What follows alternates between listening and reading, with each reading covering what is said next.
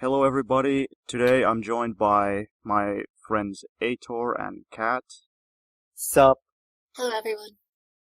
So we'll be talking about a topic that a lot of people seem to very much ignore recently.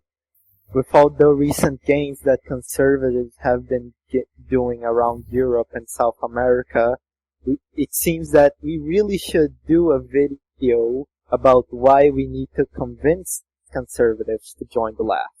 We look at Britain, we look at Germany, and we're looking at everywhere else. It's looking pretty dire for us. The way I see it, in a way, we should talk to everybody, because if we ignore some huge segment of the population, then we are limiting our potential.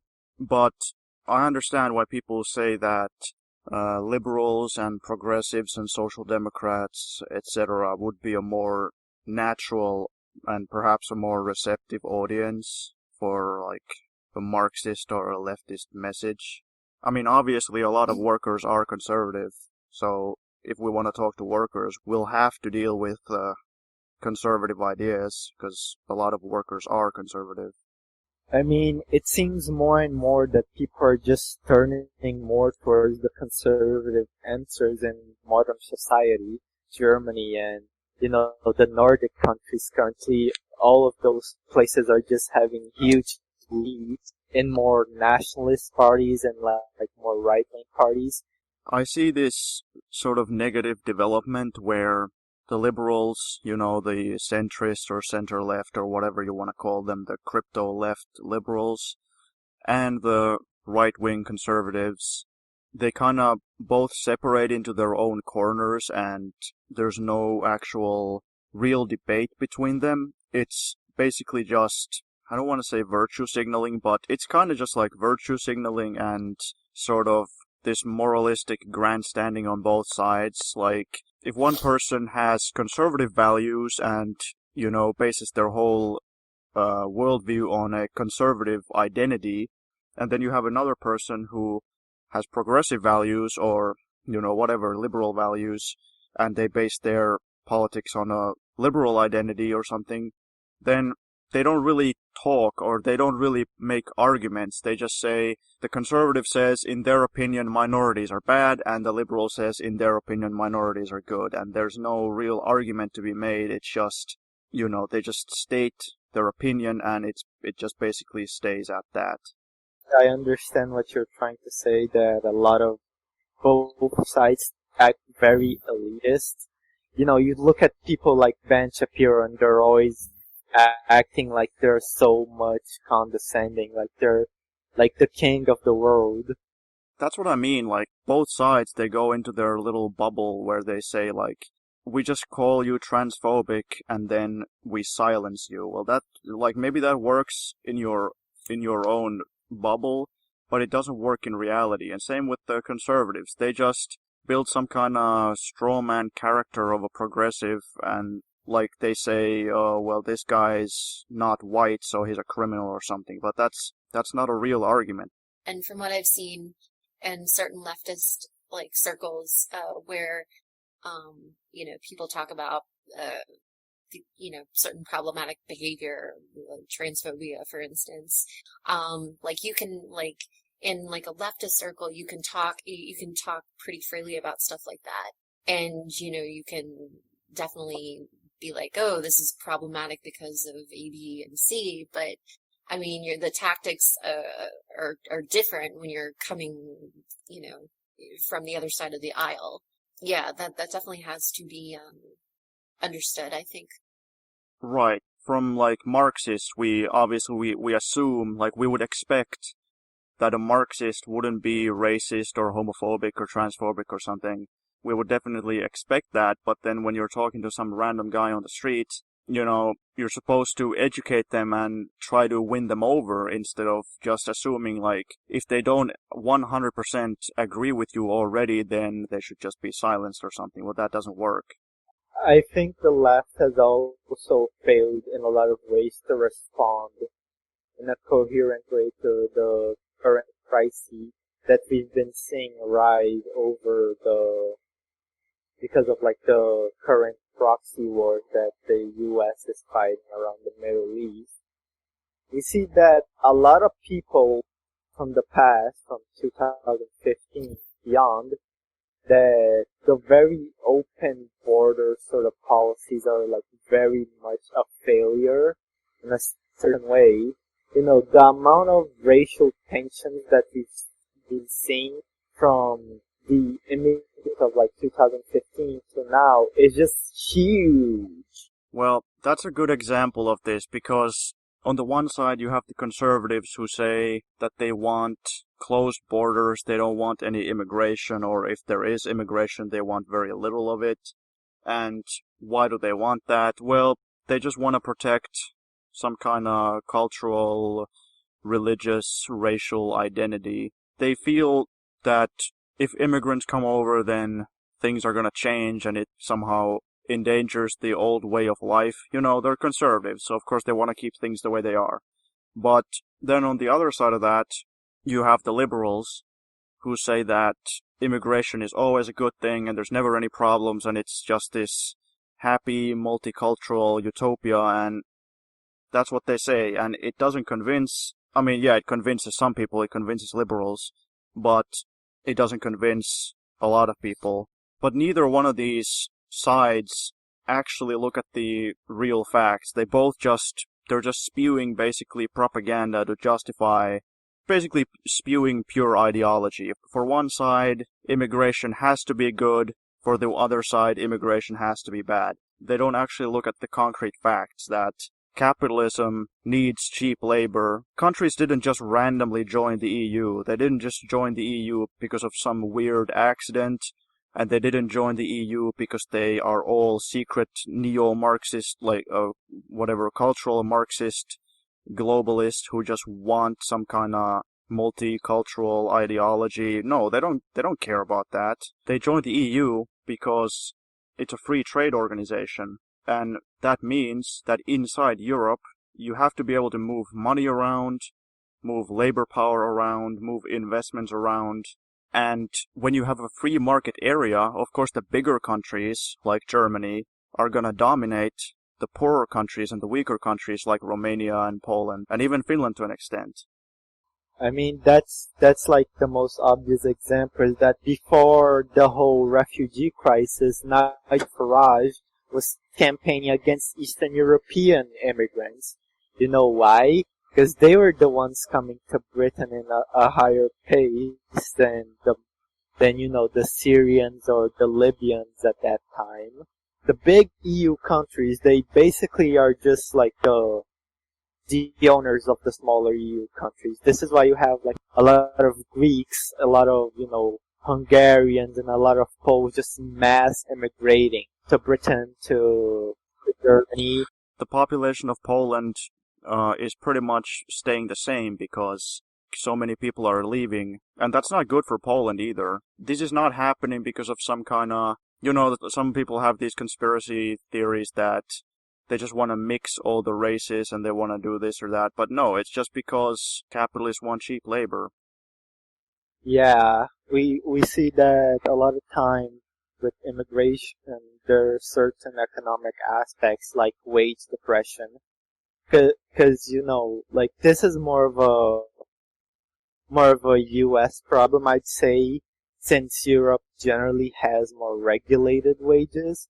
But basically what happens is if a small business owner has an American, whatever his race is, either he's black, Asian, or white, and that American asks for, let's say, $10 an hour, but then you have a Guatemalan immigrant that, you know, asks for $5 an hour, who do you think he's gonna hire?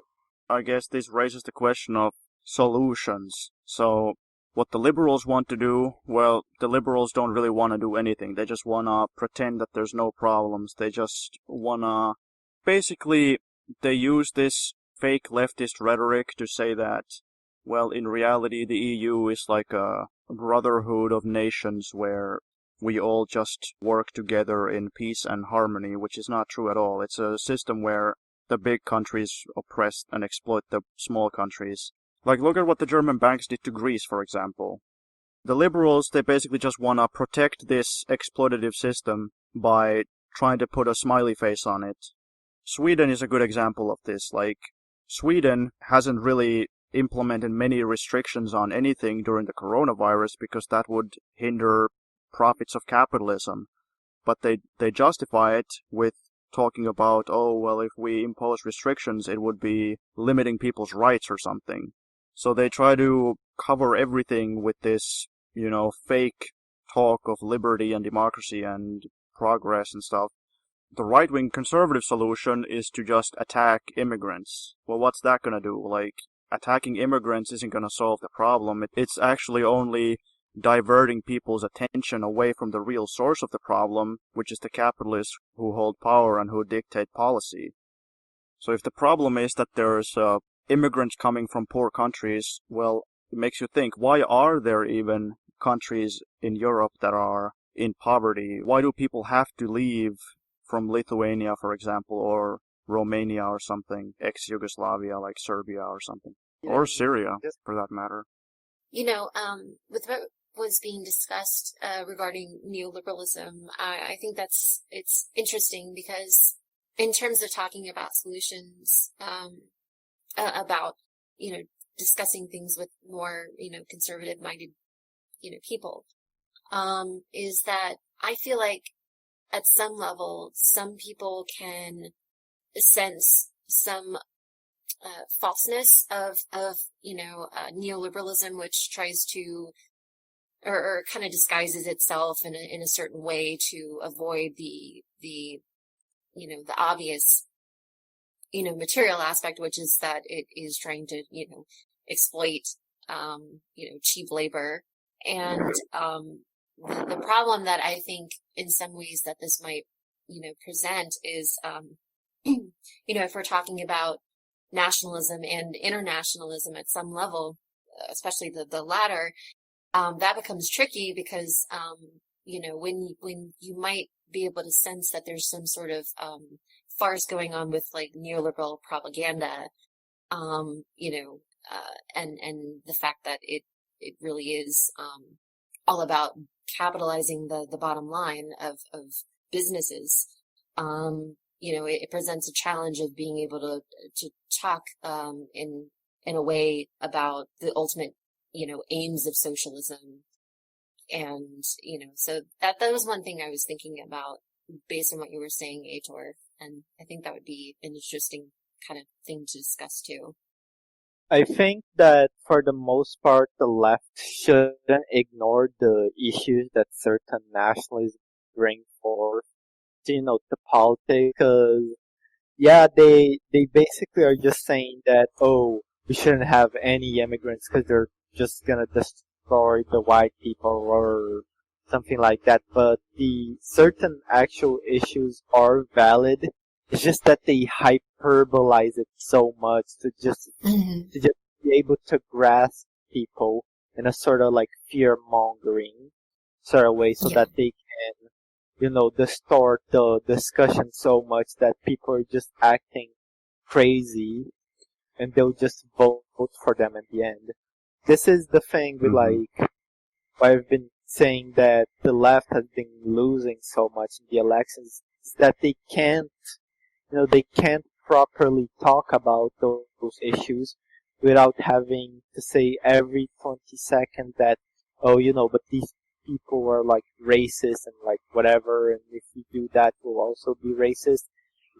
There's a reason why Viktor Orban is basically the supreme leader of Hungary right now, and it's because he was able to put the narrative so well about the immigration that everyone just, mindlessly followed him and just said, okay, so you're gonna keep away the immigrants from Hungary, so here, take the entire country and basically become the Hungarian Putin. Well, Heitor, think about the whole narrative. Like, what can the liberals and social democrats do? If on the one hand they say Iran is evil and Syria is evil, so it's good that we have sanctions against Iran, and it's good we are involved like in a military intervention into Syria, on the one hand, they justify attacking those countries, and then when refugees or immigrants come from those countries, they just say, well, that's not a problem, that's all just fine and good. So all that the liberals and social democrats can do is try to justify this existing system, and then the conservatives can just turn around and they say, well, we shouldn't let Iranians come. Like recently I heard this one person over here saying that, talking about how they were like so mad that there's some like Iranian refugee family who was getting some kind of like social security or some benefits from the state, and it was like very small amounts of money, and I just thought to myself, like, is that really at the top of your worries in life, is that some Iranian family is getting like a couple €100 a month from the state? Like, there's capitalists who scam millions and billions of money, and they exploit people. They don't even pay taxes, and they start wars, and they do all this. There was this huge scandal here about this mining company that caused like a huge ecological disaster. They do stuff like that, but then people worry about like some Iranian refugee family getting some money from the state. Like, that really, it's pocket change. It doesn't mean anything. That's what the conservatives focus on. They say like, oh, well, look at these Iranian refugees or these Syrian refugees, and they are really the problem. And they don't even talk about the wars. But really, if you want it to be consistent, you should say, okay, sure, it's a bad thing that refugees have to come. It's a bad thing that they have to leave their home countries. So the first thing we should do is stop destabilizing their countries. We should stop all military actions in the Middle East. We should stop collaborating with NATO. We should even stop collaborating with the EU. That would be like the first step. That's the thing with a lot of like the quote unquote nationalist parties, is that what they are is that they're not really nationalists. They're just, conservatives posing as more far right, but they still are the same people that support neoliberal policies and, support NATO and support the EU, even though they pose as like their biggest enemy. But in reality, they just use a rhetoric, of nationalism, expropriate that, and use it for their own good to distort the concept into whatever they want so that they can better fit their narrative.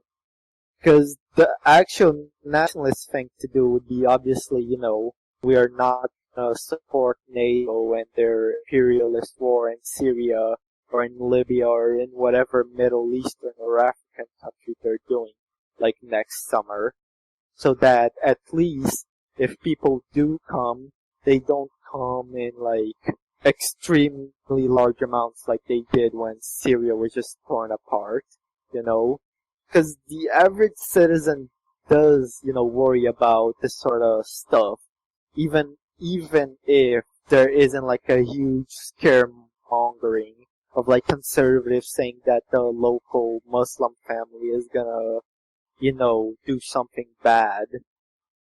People still care, even if there isn't like a crisis happening. It also comes down to the differences between the nationalism of Europe and America to that of Africa, the Middle East, and South America. To an extent, some of these like identity issues are used to just distract people. Like, everybody's so worried about what race people are, or I don't know, like, is there enough gay people on the TV or something? Like, they're all angrily debating about that, but then wars still go on, like, as usual.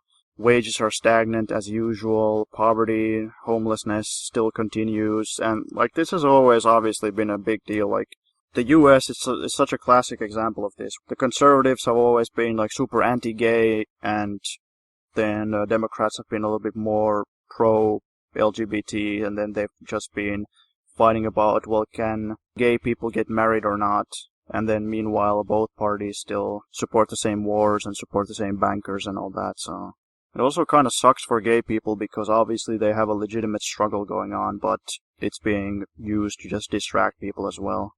which kind of, in a way, poisons the well, because then, while there are these issues going on, it can, in a way, cause these issues to be marginalized to far less importance than they really are. It's just the way that they're used. It ultimately kind of creates a backfire effect, I think. Yeah, definitely, and that's why you also have some people who are like so vehemently anti-identity politics that they say like, oh, well, you should never talk about gay rights, or you should never talk about this or that because it's just a distraction, but that's wrong as well. At least when it comes to immigration, at my workplace, there's a bunch of immigrants. There's a bunch of people from the Baltics, couple people from Middle East. I think there's like one person from Africa. Not that many, but there's some people from Asia too. So there's people from many different continents, and obviously they all can work in the same workplace just fine, which kind of just disproves racism, disproves the idea that different races can't get along, like we get along just fine. But the practical problem I see, to improve the situation, the fact that immigrants are used as cheap labor, which they can then use to keep wages low, the solution to that would be to get immigrants themselves better unionized. In the US, the burning question obviously is to get them some kind of path to legal citizenship. That's like the first step. Then they could be unionized. That's why it's possible to pay like illegally low wages in the US, is if the immigrants themselves are illegal. Over here, it's a little different.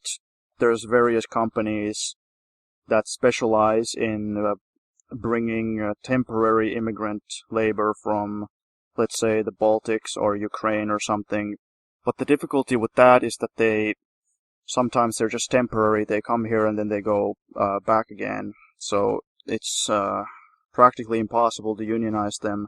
But in some sectors like building and public transport, some kind of services, there's a bunch of people from like Russia, Estonia, and whatnot who actually stay here. So getting those people unionized would be a big deal. But the unions right now, they're not really doing a great job. The unions are still huge over here because they've historically been huge, but they're kind of stagnating. So with unions, and I know this is more of an auxiliary point, but based on the conversation I've had with another comrade, it was a few months ago, about unionization, and one thing that he was asserting was that as artificial intelligence and automation increase, the impact that unions can have, or the power that unions can have, can be mitigated by those factors. And I wanted to see what thoughts y'all had on that, and provided that you agree, how does this shape sort of tactics involved in the larger discussion that we're having? Well, it's certainly possible, especially like over a very long period of time, but I don't know about the immediate future. Like I don't see a huge implementation of complete automation, or if that's the word. Like I don't see massive implementation of just like AI and completely automatic factories or completely automatic machines. Although we are definitely in a crisis of overproduction again, and obviously the whole depression caused by the coronavirus, so a lot of people have been laid off, at least temporarily, because of this crisis of overproduction, not necessarily because of robots or anything, but yeah, I'm sure at some point that's going to become a reality. I think the biggest problem that we probably face right now is the rise of nationalism because of like economic depression. We're literally living in two like economic depressions that happened in like a decade or so. The 2008 crisis allowed all these nationalist parties to just be born.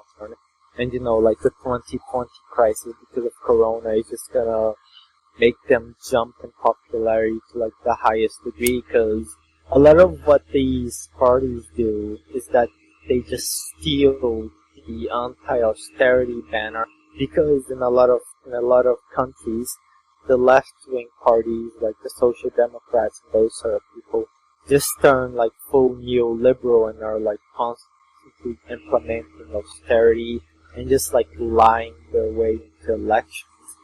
So we need to make sure that these people don't expropriate our banners of, fighting against austerity, giving people fair pay.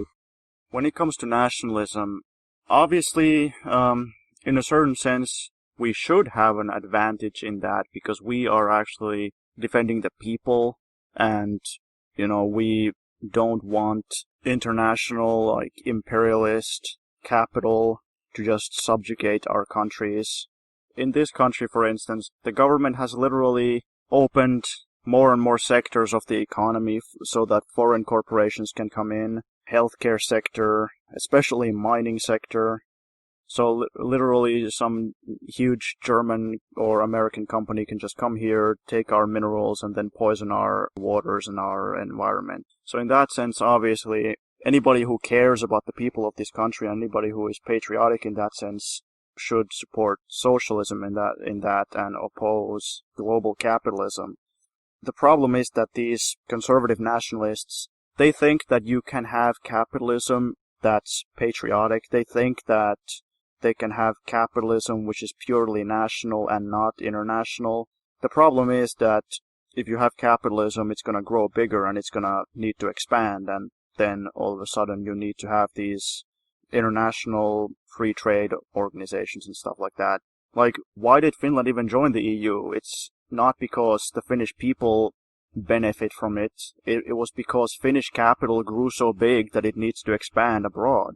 Joining the EU was the project of those sectors of the Finnish economy, the leading sectors that need to expand abroad.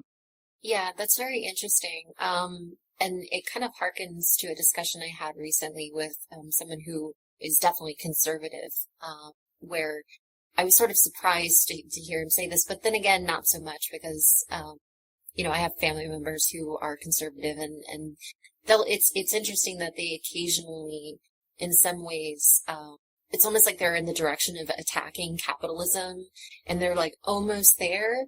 They're like going through the logic, and they're almost there, but then they miss the mark. Their premises are on point, but then the conclusion is just completely wrong. For instance, with this discussion I had, he was saying he was talking about how we needed to break up the corporations, and the corporations were completely jacking like the smaller proprietors and stuff like that, and how we have laws against monopolies and we break them up for that reason. But rather than him seeing like the logic of the system playing out, which is exactly what you were just talking about how capital needs to expand and power and capital become more concentrated, he just saw that this was some sort of aberration and not part of the system. And this definitely kind of ties into like how we can talk to conservative people, because this is not the first time I've heard this way of thinking being espoused.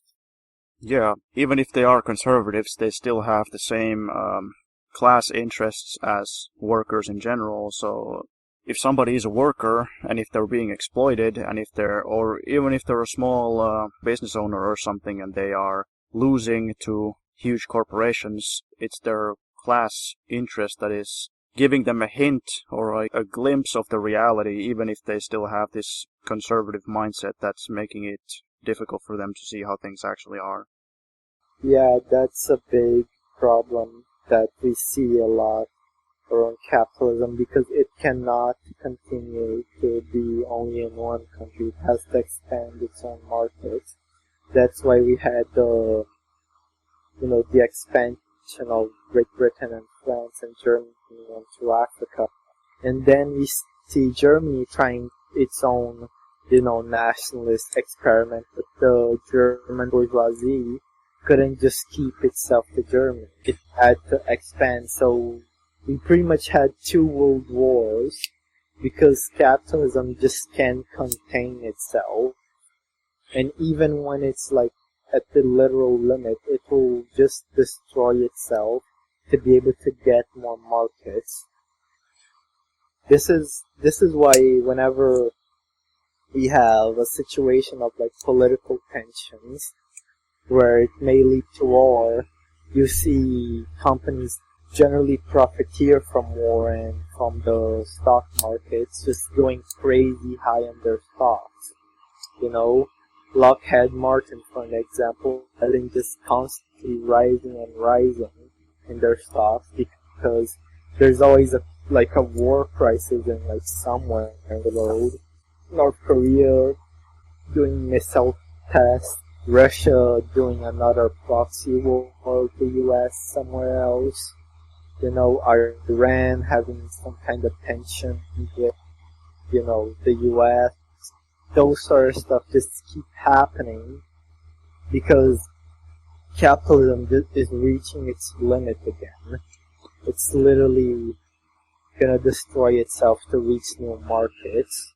You know, the difference between far-right fascists and people who supposedly want protectionism, and then these liberal types who want free trade. Like, what is actually the difference? Well, the only difference is in the approach. The liberals who are currently in charge, who just want open borders, free trade, and they want to expand that way. And then you have the far-right fascists and the people who advocate for protectionism.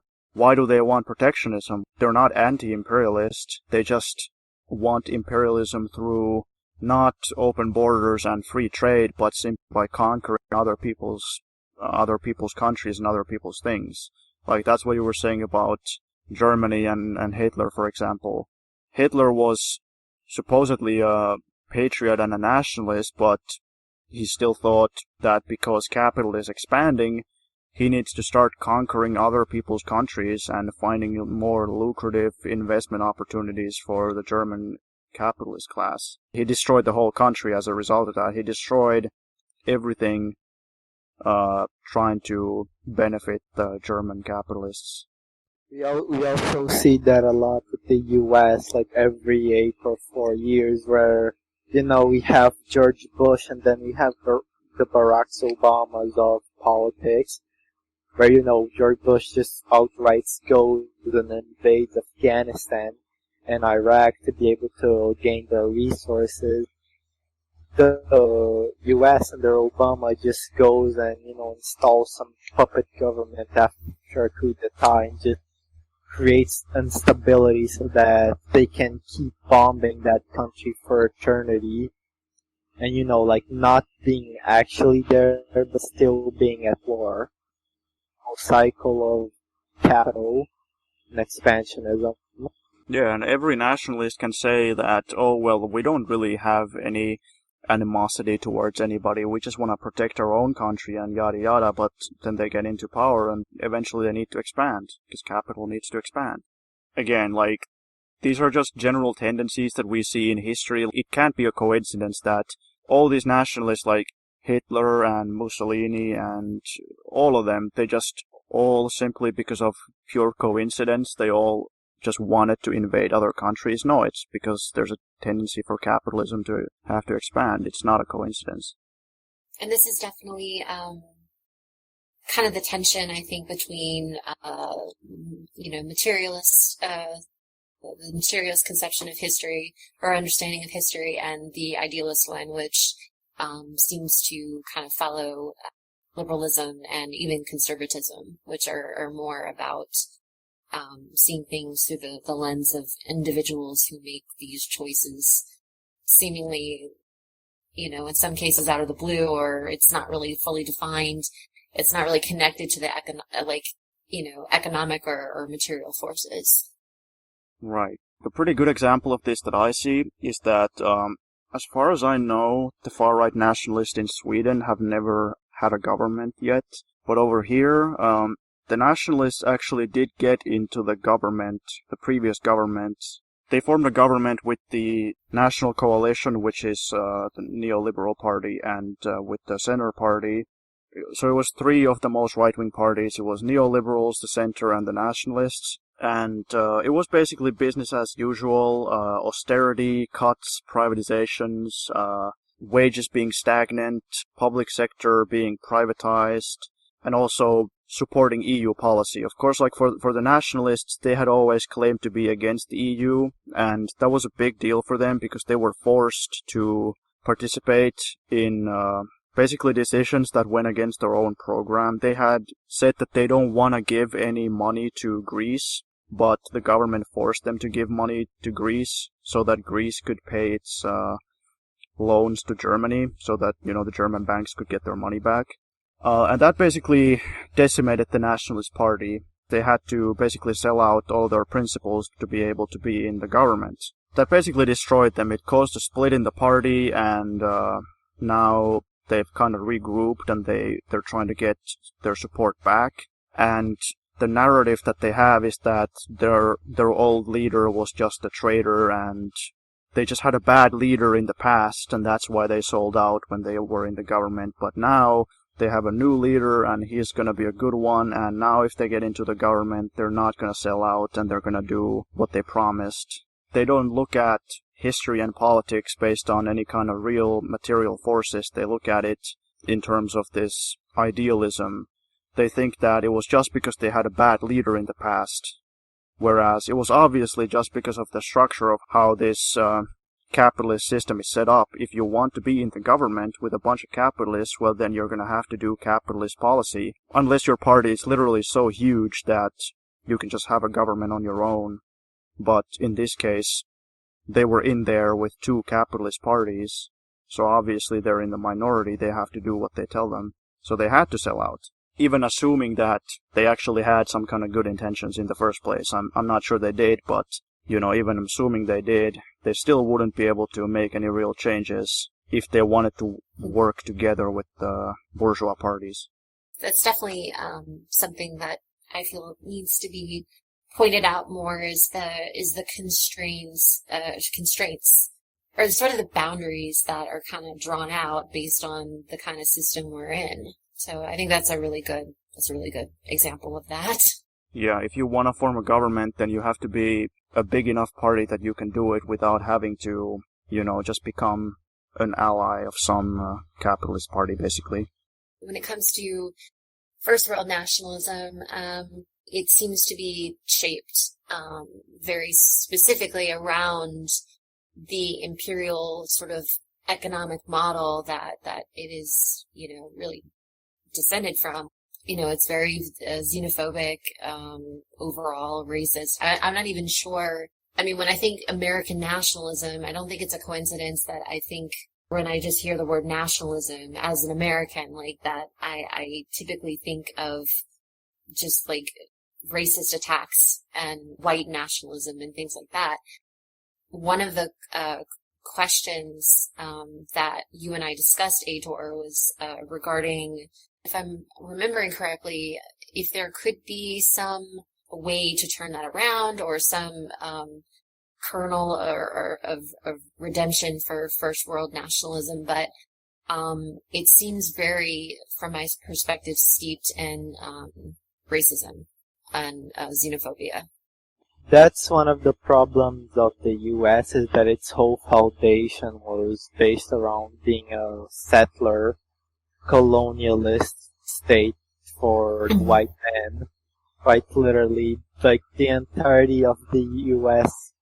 The stereotypical American citizen you imagine is a white person who's descendant from the British or the Irish, and they're like protesting, and that's what most people around the world have of the impression around the U.S. because of like how it was founded in the first place. It wasn't, let's say, the state for everyone.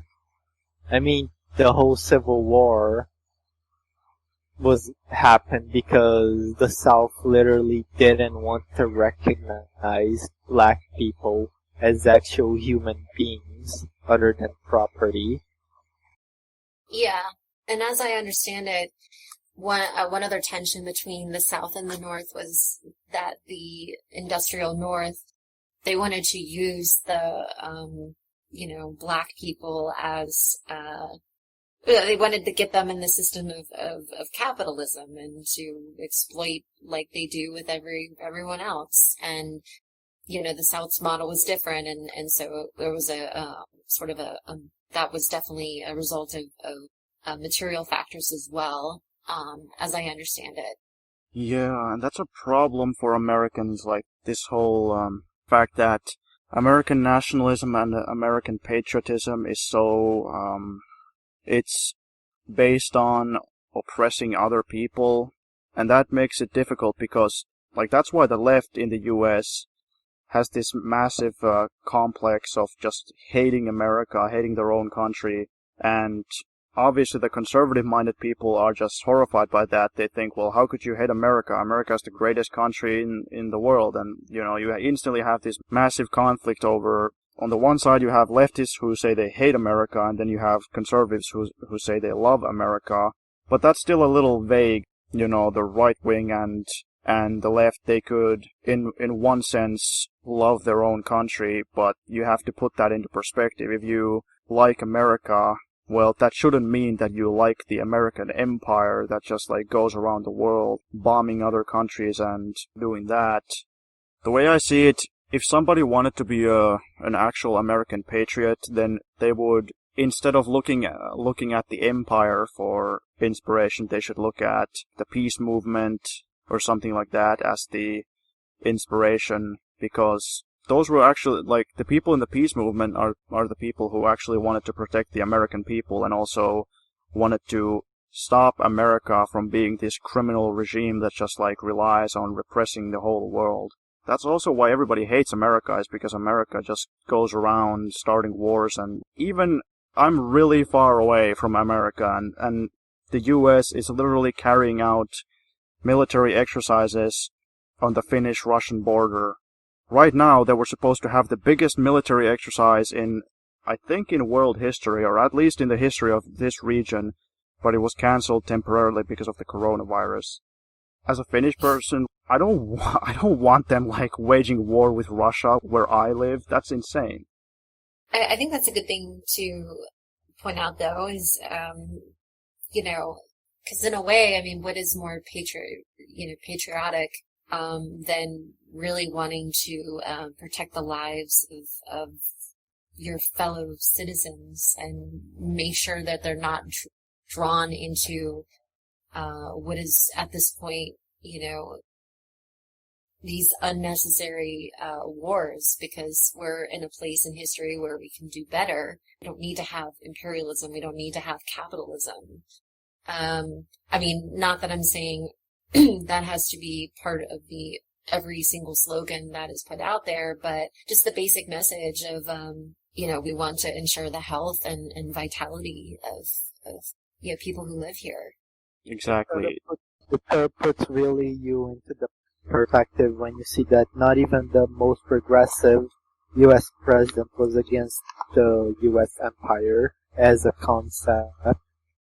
Yeah, it's very disappointing, especially since, in a way, like the social democrats have kind of, I've seen some, articles and stuff like point out that, Bernie Sanders has made socialism not a bad word, but okay, maybe so, but do these people, are they actually getting a real understanding of what socialism actually is, or are they just getting, are they just being fed the idea that it's, capitalism with benefits, and that's all we should strive for. Because we're gonna be chasing our tail, and we're gonna have the exact same problems that we're discussing on this call. The disillusionment when things don't play out the way that we know they're gonna go down. And we get more wars, and the contradictions are still there in the system. Same outcomes. Yeah, definitely. Even if Bernie Sanders is drawing people towards the left or helping to sort of reinvigorate the workers' movement, he's still very far from a real solution to these problems. He's maybe like something we can use to like push people in the right direction, but that's pretty much it. This is obvious, but I'm going to say it just for the record that, like if you have someone who's conservative minded, but they are, a well-to-do petty bourgeois person, if you talk to them about these sort of things, they may not listen to you. But if you talk to a worker who who might have some intuition, but it hasn't been really brought to the front of their mind. If you talk to them about these things over time, they might understand the necessity of, a system change and the need for socialism. It's a process-oriented endeavor, but it's definitely one that is good to do. And I was also just going to say that, some of the things that we were talking about, with roadblocks that present themselves when we're talking to conservative people, about, for instance, the idealism versus materialism and how idealist thought prevails. So, one possible tactic is to bring the focus when we're talking about these social problems, tying them back to economics and how the logic of how the economy functions and just the logic that it follows. So that was one thing that I was thinking, and it was just kind of summing up the resolution to everything we've been discussing and that's one idea that I had. Yeah, like when we're talking to workers, or workers, students, anybody who's an average person, not somebody who's super rich, they might have conservative values. That's just a reality, and that's gonna make it more difficult for them. If they can't unite in a common struggle for peace and for workers' rights, together with people of different races, people of different genders or different orientations, that's going to make things more difficult, but that's just something we're going to have to deal with. I think there's just this very negative tendency of saying, well, if the workers are reactionary, if the workers have homophobic or racist or conservative views, then we should somehow not talk to the workers or something. Well, who else are we going to talk to then besides workers? Like, we can't just talk to other Marxists, we have to convince the workers. The predominant ruling ideology of the society is going to be conservatism and liberalism, and that's just the reality, and we're just going to have to deal with that. So when we talk to workers and students and pensioners and what have you, you kind of have to give them a chance. You can't expect them to be these perfect models of progressivism. Like, yeah, you might find that in some like liberal university circles maybe, but we just have to deal with the realities of the situation, even though it is difficult. And maybe because it is difficult, people don't really want to deal with that. They would much rather just say, well, okay, this guy is a conservative, I don't want to talk to him, but that's not helpful.